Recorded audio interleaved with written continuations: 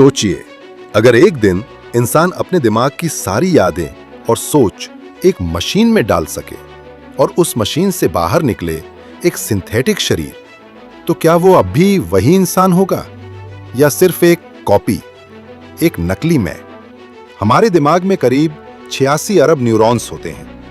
ये न्यूरॉन्स छोटे छोटे इलेक्ट्रिकल सिग्नल्स से हमारी यादें, सोच और मैं वाली फीलिंग को जन्म देते हैं। अब अगर इन सबको पूरी तरह से स्कैन करके एक सिंथेटिक ब्रेन में डाल दिया जाए, तो वो सिंथेटिक बॉडी बिल्कुल हमारी तरह बिहेव करेगी। वो हमारी बातें करेगी, हमारी यादें सुनाएगी और कहेगी, मैं ही हूं।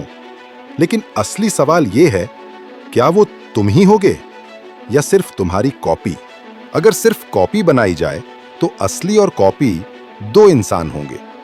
लेकिन मान लो उसी समय असली दिमाग मिटा दिया गया और सिर्फ सिंथेटिक वर्जन बचा, तो क्या असली इंसान मर गया या फिर सिंथेटिक बॉडी ही असली इंसान बन गया? इसे कहते हैं कॉन्टिन्यूटी वर्सेस कॉपी पैराडॉक्स। क्या चेतना जुड़ाव की कॉन्टिन्यूटी से चलती है या सिर्फ डेटा और यादें ही काफी हैं?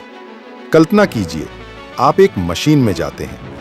वो मशीन आपके दिमाग को स्कैन करती है और उसी समय आपके असली दिमाग को मिटा देती है।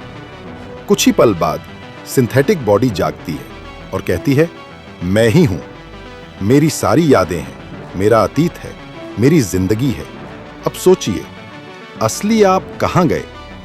क्या वो सिंथेटिक वर्जन ही आप हैं या आपका सफर वहीं खत्म हो गया और एक नया आप शुरू हुआ? असलियत यह है कि विज्ञान अब तक चेतना को पूरी तरह समझ नहीं पाया। हमारे पास थियरीज हैं, एक्सपेरिमेंट्स हैं, लेकिन मैं वाली फीलिंग यानी सब्जेक्टिव एक्सपीरियंस अब भी एक रहस्य है। शायद एक दिन इंसान सच में अपनी चेतना को सिंथेटिक शरीर में डाल पाए, लेकिन तब भी सवाल वही रहेगा, क्या वो मैं हूं या बस मेरी एक कॉपी? आपका क्या मानना है?